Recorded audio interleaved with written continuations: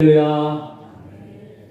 5월의 마지막 주간 하나님 앞에 나와 예배를 드리는 모든 성도님들 심령과 가정들마다 하나님께서 우리 성도들의 가정을 지켜 주실 뿐만 아니라 한 사람 한 사람의 마음 속에 평강과 또 기쁨과 감사로 또 아름다운 꽃과 같은 즐거움으로 채워주시기를 주님의 이름으로 축원합니다.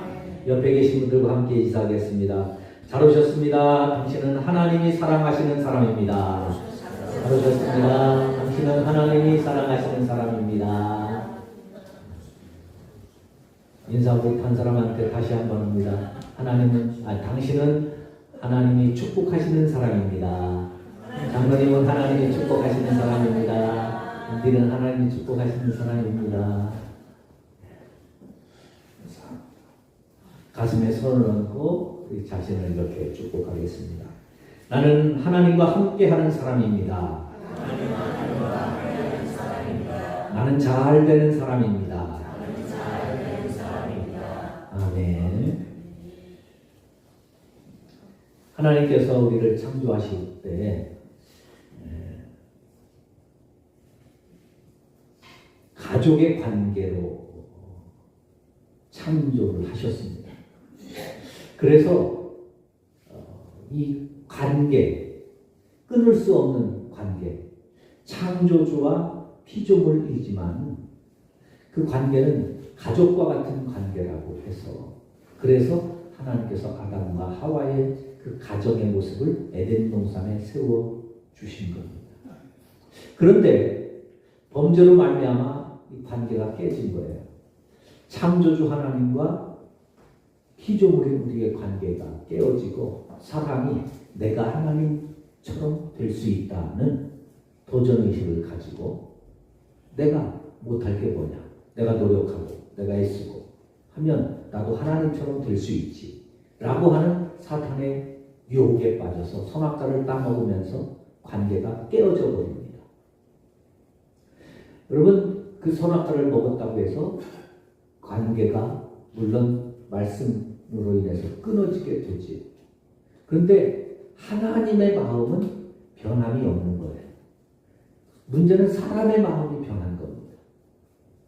이게 그 열등감, 또 자기 자신에 대한 자괴감, 이런 것으로 하나님 앞에 나올 수 없는 존재로 추락해버립니다. 그래서 아담이 하나님이 나타나시는 소리를 듣고 숨잖아요. 피할 수밖에 없는 거예요. 나올 수가 없는 겁니다. 그래서 하나님께서는 이것을 어떻게 회복하실까? 그래서 회복하시기 위해서 우리와 새로운 언약을 맺으셨어요. 그래서 그 언약의 말씀으로 주신 것이 성경입니다. 할렐루야. 그래서 성경에 구약할 때 약자, 신약할 때 약자는 언약 약자예요. 약속, 언약으로 주신 거라는 거예요. 그 언약이 뭐예요? 이제는 너희들이 아무리 나를 버리고 나를 배반하고 나를 떠난다 할지라도 나와의 이 관계는, 이 가족의 관계는 끊어지지 않는다. 너희가 마음을 돌이키고 내게 돌아오면 언제나 그 즉시로 우리의 관계는 아버지와 자녀의 관계로 다시 회복되어질 것이다. 할렐루야. 그래서 언약으로 주신 것이 성경이에요.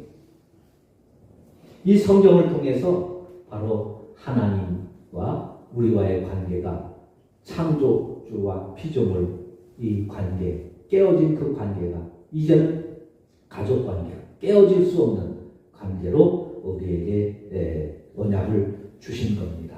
이 가정의 날 5월을 마지막으로 보내면서 그 하나님과 우리와의 관계, 가족의 관계를 다시 한번 더 깊이 깨닫고 아버지 하나님의 은혜와 사랑과 긍휼과 자비 가운데 우리 모든 성도님들의 가정에 평화가 또 하나님의 은혜가 임하실 수 있기를 주님의 이름으로 축원합니다. 근데 이제 성도님들 가운데 이 아버지 하나님에 대한 사랑이 마음속에 와 닿지 않을 때가 있어요.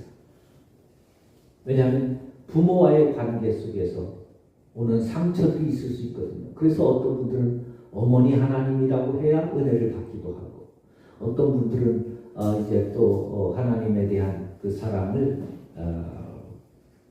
이제 깊이 깨닫지 못하게 되는데, 어머니 하나님이라고 하시면 큰일 납니다. 저 옆에 있는 하나님의 교회예요. 하나님은 아버지 하나님이십니다. 할렐루야. 그 사랑이, 우리를 향한 사랑이 변하지 않는다. 근데 그 사랑을 가지고 이제 사람들이 살아가면서 모인 곳이 교회 공동체입니다. 이 교회 공동체가 하나님의 자녀들이 모여서 우리는 같은 하나님, 같은 아버지, 같은 구주, 같은 성령님을 모시고 살아가는 공동체가 되어진 겁니다. 그런데 이 공동체를 늘 깨뜨리기를 원하는 존재가 있죠. 바로 마귀입니다. 그래서 우리는 우리에게 계속 하나님의 사랑에 대한, 하나님 아버지의 긍휼에 대한, 하나님 아버지의 자비에 대한 이것을 깨뜨리기 위해서 사탄은 계속 우리를 공격하고 힘들게 하고 어렵게 하는 것이죠. 그래서 교회가 존재하는 시대마다, 역사마다, 나라마다 늘 교회는 핍박 속에 살아오게 됩니다. 여러분, 불교계를 향한 국가적인 아주 박해가 있었다는 거 들어보셨어요?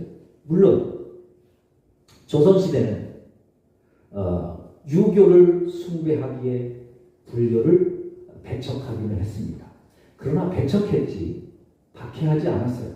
승려들을 갖다 잡아 죽이고 그들이 살지 못하도록 그렇게 하지 않았습니다. 박해는 있었지만 그렇게 극심한 박해는 하지 않습니다. 우리나라뿐만 아니죠. 전 세계적으로도 기독교만큼 탄압받는 종교는 없습니다. 핍박받는 종교는 없습니다. 기독교인이라는 이유만으로 로마 시대에는 10대 박해 기억하시죠? 여러분, 사람을 죽이는 가장 극악한 방법들이 기독교인들을 죽이는 데서 나왔습니다. 생사람을 죽이기 위해서 사자들을 5일 내서 10일 정도 굶겨서 그 원형 경기장 안에 예수 믿는 사람들을 풀어놓고 그 굶주렸던 사자들이 와서 잡아먹는 것을 공연처럼 행하기도 했고요. 예수를 믿는다는 이유만으로 사람들을 나무로 붙들어 내놓고 톱으로 켜 죽였어요. 예수 믿는 사람들을 죽이기 위해서 사람을 불태워 버렸습니다. 예수 믿는 사람을 죽이기 위해서 가죽을 벗겨서 죽였습니다. 예수를 믿는다는 이유만으로. 세상의 어떤 종교도 이런 박해를 받은 적이 없습니다. 기독교가 유일합니다. 여러분, 왜 그럴까요? 왜 기독교가 이렇게 박해를 받을까요? 왜 기독교인들이 이렇게 순환을 당했을까요?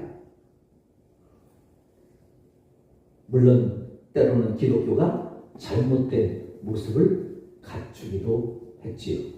그러나 그것이 아닙니다. 이유는 하나입니다.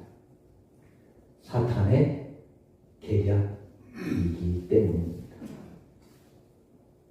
복음을 어떻게든 막아보고자 하는, 아니 막아야 되는 사탄의 입장에서는, 마귀의 입장에서는 그 복음을 막아야 하기 때문에 기독교는 그렇게 순환의 길을 걸어왔습니다. 오늘 본문에도 보면 대제사장과 사두개인들이 사도들을 잡아오게 가두는 내용이 나옵니다.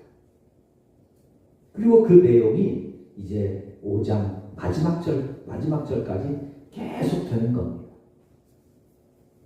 다 읽을 수가 없어서 짧은 구절만 읽었어요. 32절까지 쭉 연결돼서 같이 읽어야 되는데 우리가 짧게 읽을 수 있어요. 여러분, 대제사장 누구예요? 하나님을 믿는 사람들입니다. 사두개인은요, 성경을 연구하는 성경의 학자들입니다. 근데 그들이 예수 믿는 사람들을 잡아 가두고 옥에 가둡니다. 왜 그럴까요? 이게 사탄의 역사라는 겁니다. 오늘 본문을 통해서 우리는 두 가지를 생각해 보려고 합니다. 첫째는 사람들이 하는 일의 모습과 두 번째는 하나님이 하시는 일의 모습입니다. 여러분, 오늘 본문 17절, 18절에서는 이렇게 말합니다. 대제사장과 그와 함께 있는 사람, 즉 사두개인의 당파가 다 마음에 시기가 가득하여 일어나서 사도들을 잡아 옥에 가두었더니, 대제사장이 도대체 어떤 사람들이에요? 그 당시에 하나님을 가장 잘 믿고 그리고 하나님을 믿는 사람들의 최고의 지도자들입니다. 하나님을 믿는 사람들을 이끌고 하나님께로 이끌고 하나님의 사랑과 하나님의 말씀과 하나님의 생명과 하나님의 능력을 전해주는 사람들.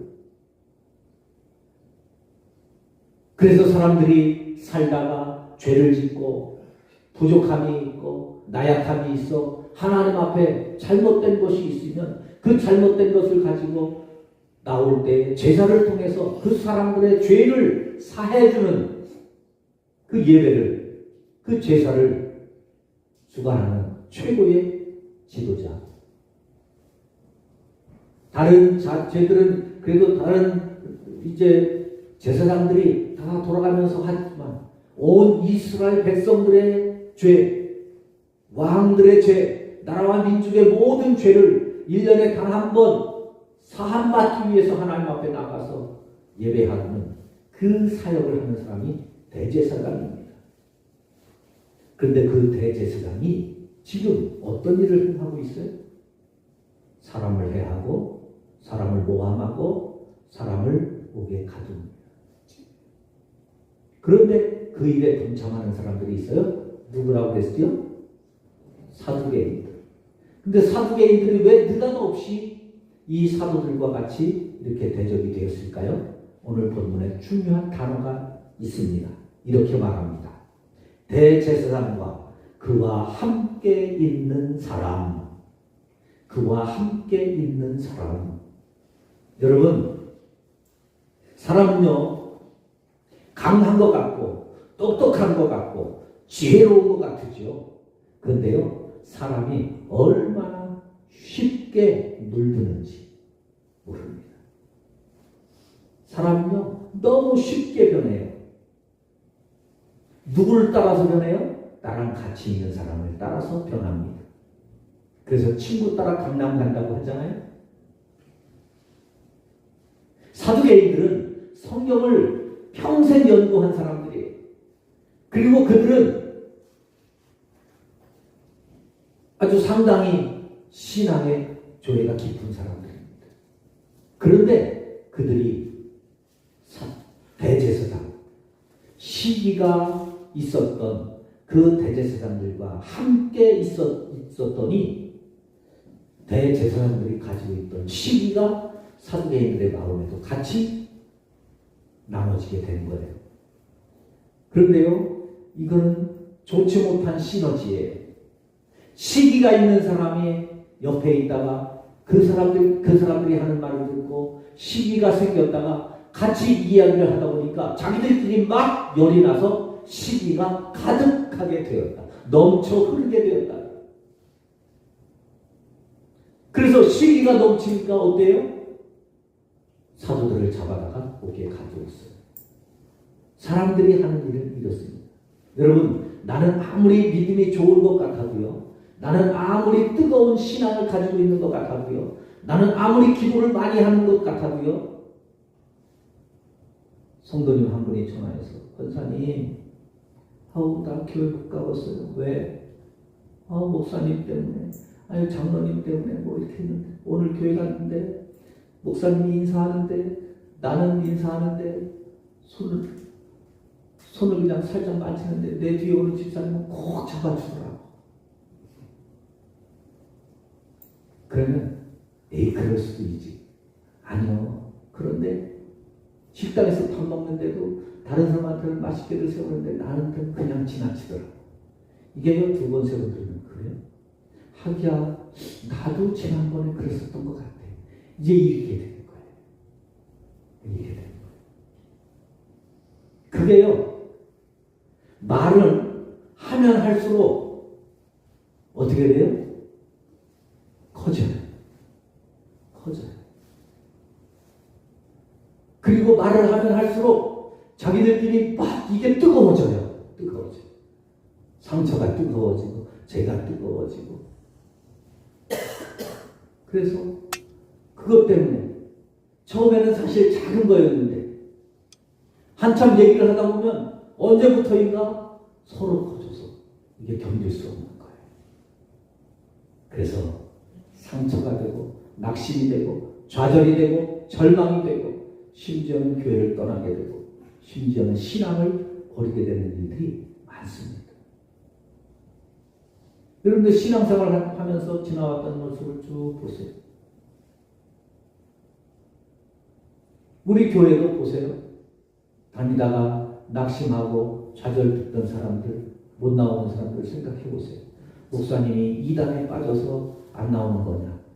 아니면 도대체 설교는 안 하고 소설책 얘기나 하고 정치 얘기나 하고 만화책 얘기나 하고 신문본 얘기만 해가지고 저건 설교도 아니다. 그래가지고 또 하나는 그렇지 않아요. 작은 거 하나 가지고 남들이 보기에는 아무것도 아니에요. 근데 본인은 대단한 거예요. 도저히 그걸 가지고 하나님 앞에 나올 수 없을 만큼 큰 상처로 만들어버려요. 그게 무서운 거예요. 이 시기가 그래서 무서운 거예요. 내가 누구와 함께 하느냐, 이것은 굉장히 중요합니다. 너무너무 중요해요. 나는 믿음이 아무리 든든한 것 같고, 나는 아무리 기도를 많이 하는 것 같고, 나는 성경을 많이 읽어서 흔들리지 않을 것 같으죠? 아니요. 제가요, 보통 여러분들하고 한 10번만 전화하면 한 사람 바로 만들 자신이 있습니다. 나쁜 일에는요, 그렇게 그게 좋지 못한 일, 옳지 못한 일에는 뭐가 그렇게 힘이 실리는지, 그래서 그게 사탄의 역사가 보통이 아닌 거예요.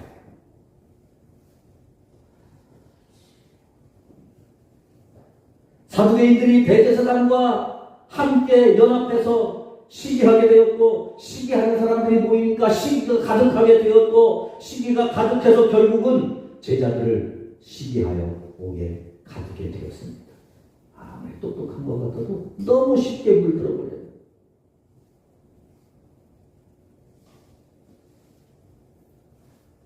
가만히 생각해 보세요. 내가 회사에 가서 생활하다 보면 안 믿는 사람들하고 관계 있을 수밖에 없잖아요. 동창회 가고 친구들 만나면 안 믿는 사람들하고 만날 수밖에 없잖아요. 여러분 그들하고 만나서 얘기하는 순간 막 믿음이 뜨거워지는 순간이 있었던 것 같아요. 내가 하나님 앞에 더 가까이 다가야겠다. 하나님 앞에 더 간절하게 나가고 내가 더 감사하는 그런 말로 그렇게 생각이 되던가요? 갔다 보면 남편이 미워져요. 왜? 동창회 걔는 나보다 공부도 못했는데 남편이 잘해주고 남편이 돈도 잘 벌고 그래. 그 얘기를 듣고 나오니까 괜히 남편이 그러지.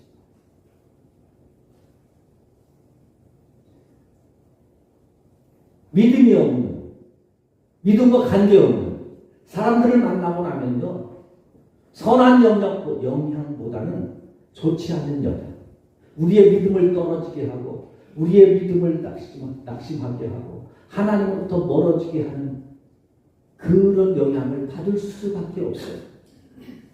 그 사람들에게 우리가 주는 믿음의 영향력보다는 그들이 주는 불신앙의 영향력이 훨씬 더 크게 우리에게 다가옵니다.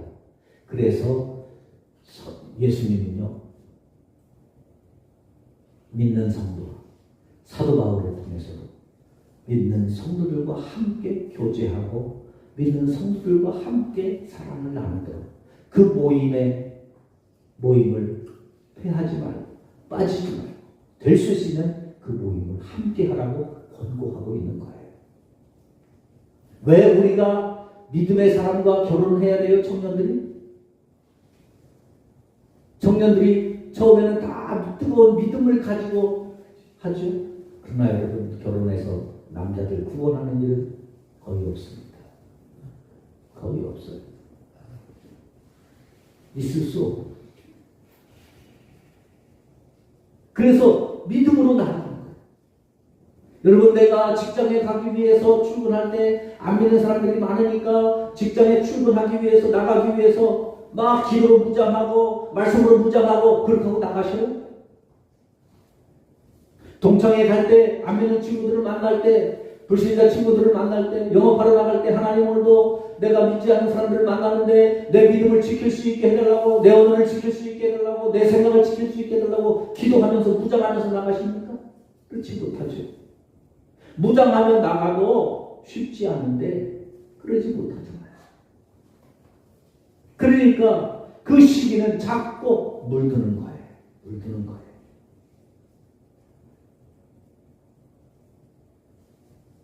왜냐하면 우리 사람 속에는 좋지 못한 것, 옳지 못한 것들이 나도 모르는 사이에 자리하고 있거든요.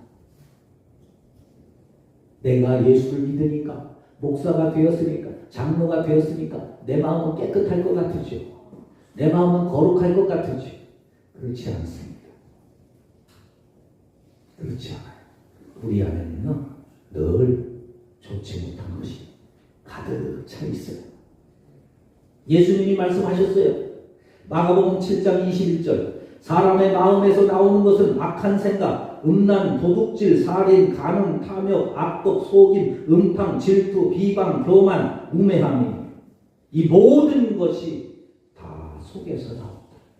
우리 속에서. 예레미야 선지자는 만물보다 실이 거짓되고 부패한 것이 사람의 마음이라고 말합니다. 예수 믿는 사람의 마음은 예외인가요? 그렇지 않아요. 기도하는 사람의 마음은 예외인가요? 그렇지 않아요. 목사님의 마음은 예외인가요? 그렇지 않아요. 똑같습니다. 그래서 세상은 계속 예수 믿는 사람들, 복음을 계속 가두려고 하는 거예요. 핍박하고 압박하고. 그래서 복음을 가두려고 합니다. 그건 세상의 모습이에요. 이 세상에 막 요즘 대통령 선거를 앞두고 많이 있고요. 또 우리나라에 또 기독교에 대한 비판들이 많잖아요. 오죽하면 기독교를 개독교라고 하겠어요. 기가 막힌 현실이죠. 그렇다고 여러분 세상을 탓하겠어요? 아니요. 세상은 원래 그런 거예요. 세상은 원래 그런 거예요. 세상은 원래 예수 믿는 사람들 좋게 안 봅니다.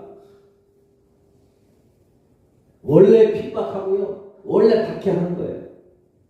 그 속에서 예수 믿는 사람들은 예수 믿는 사람들로 살아가면서 예수 믿는 사람들로 믿음을 지키면서 예수 믿는 사람들로 신앙을 지키면서 살아갈 때 그 속에서 빛이 되고 그 속에서 소금이 되는 겁니다.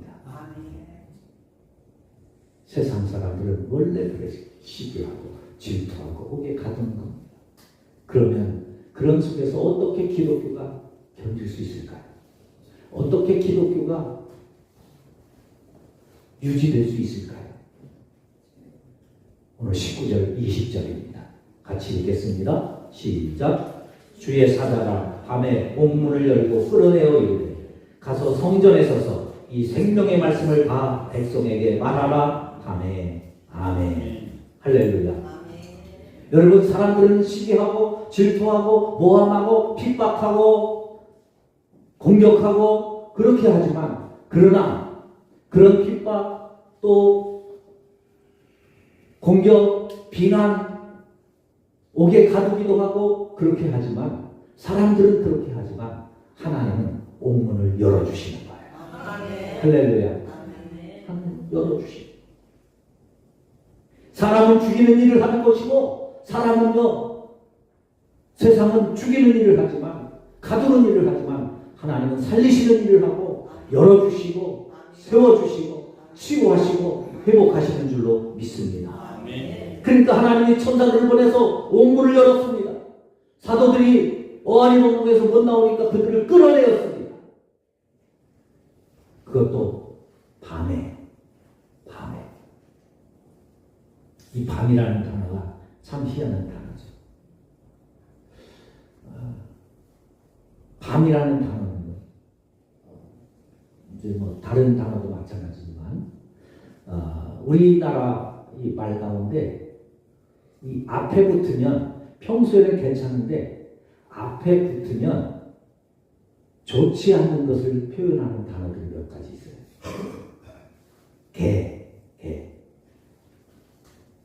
개라는 단어도요. 앞에 붙으면 안 좋은 거예요. 살구인데 살구 앞에 개자를 붙으면 뭐가 돼요? 개살구. 그 개살구는 못 먹는 거예요. 복숭아인데 좋지 못한 복숭아, 시고 떫고 알도 작고 작은 복숭아를 뭐라고 해요? 개복숭아. 봄에 제일 먼저 피는 꽃 무슨 꽃이죠? 개나리. 여러분 원래 나리라는 꽃은 아름다워요. 근데 그 나리 꽃이 좋지 않은 현찮은 꽃을 개나리라고 하는 거예요. 밤도 마찬가지입니다. 밤이라는 것도 깜깜한 밤 괜찮잖아요. 근데 이 밤이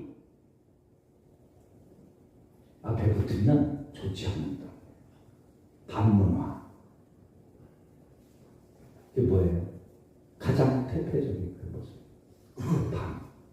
밤에. 제자들이 감옥에 갇혀서 아무것도 할 수 없는 깜깜한 밤에 앞이 보이지 않고 어떻게 해야 될지 방법도 없는 그때 그 밤에 하나님께서 옥문을 열어주셔서 찾아오셔서 여러분 우리의 삶에 힘들고 어려운 밤과 같은 그 순간에 하나님 우리에게 찾아오셔서 그 밤에 옥문을 열어주시는 줄로 믿습니다. 아멘. 지금 제자들은 복음의 밤을 지내고 있어요. 부활의 밤을 지내고 있어요. 캄캄합니다. 부활을 말했다가 복음을 말했다가 감옥에 갇혀요. 감옥에 갇히면 그냥 갇혀요? 감옥에 갇히면 사도행전 16장에 나온 것처럼 착고를 채우고 마음대로 활동도 못하도록 그렇게 제어하는 곳입니다. 근데 그곳에서 지금 하나님의 옥문을 열어주시는 거예요. 사람은 가두어도 하나님은 열어서 자유하게 하십니다. 사람들은 꽁꽁 걸어 잠그고 닫아도 하나님은 열어주십니다. 사람은 핍박해도 하나님은 치유해 주십니다. 사람은 죽여도 하나님은 살리십니다. 사랑하는 성도 여러분, 혹 지금 우리의 삶이 밤에 제자들이 사도들이 옥에 갇힌 것처럼 우리의 삶에 깜깜하고 답답하고 힘들고 어렵고 그래서 밤에 감옥에 갇힌 것처럼 어떻게 해볼 수 없을 만큼 답답하고 어렵고 힘들고 고난 중에 있습니까? 하나님이 옥문을 열어주십니다. 아멘. 하나님은요 밤이 낮이 되게 하시는 분이에요. 아멘. 그래서 창세기 1장 빛이 있으라 말씀하시면서 뭐라고 해요? 저녁이 되고 아침이 되고 저녁이 되고 아침이 되고 그 밤을 아침이 되게 하시는 분이 하나님이시죠. 흑암이 깊음 위에 있을 때 그곳에 빛이 있으라 외치시면서 빛을 비추시게 된 겁니다. 여러분들의 밤과 같은 고난 위에 하나님의 빛이 임하실 수 있기를 바랍니다. 감옥과 같이 답답한 삶에 하나님의 빛이 임하시기를 축원합니다. 옥문을 하나님께서 열어주시기를 주님의 이름으로 축원합니다. 그 하나님이 열어주실 때 어떻게 해야 되겠어요? 그걸 가지고 복음을 전하라는 거예요. 가서 복음을 전하라. 가서 너의 호의호식하며 사는 것이 아니라 나의 신앙인의 삶의 모습을 가지고 살라는 것이지. 복음을 전하라는 것입니다. 하나님의 복음은 교회 안에서 전해질 것뿐 아니라 교회 밖에서도 전해야 되는 것. 그래서 기독교가 박해를 갖는 겁니다. 사랑하는 성도 여러분, 여러분들은 지금 누구와 함께 하고 있습니까? 누구와 함께 하고 있습니까? 시기하는 사람과 함께하고 세상과 함께하면 사람을 가두고 죽일 수밖에 없습니다. 하나님과 함께하면 하나님은 사람이 죽인 것 하나님이 살리십니다. 사람이 닫은 것 하나님이 열어주십니다. 사람이 막은 길 하나님이 길을 내십니다. 광야에도 길을 내시고 산악에도 강을 내십니다. 사랑하는 성도 여러분, 왜 풀어주셨어요? 왜 열어주셔요? 하나님은 사랑이시기 때문에, 하나님은 생명이시기 때문입니다. 이러한 하나님의 사랑, 이런 하나님의 사랑 우리가 전해야 되지 않겠어요? 지금 다쳐서, 지금 갇혀서, 지금 앞이 캄캄해서 어찌할 바를 몰라 하는 사람들에게 하나님이 빛이시라고, 하나님의 길이시라고, 하나님은 열어주시는 분이라고, 하나님은 살리시는 분이라고 우리가 함께 전해야 되지 않겠습니까? 가서 이 생명의 말씀을 백성에게 전하라. 가서 이 생명의 말씀을 백성에게 전하라. 가서 이 생명의 말씀을 백성에게 전하라. 기도하겠습니다. 하나님.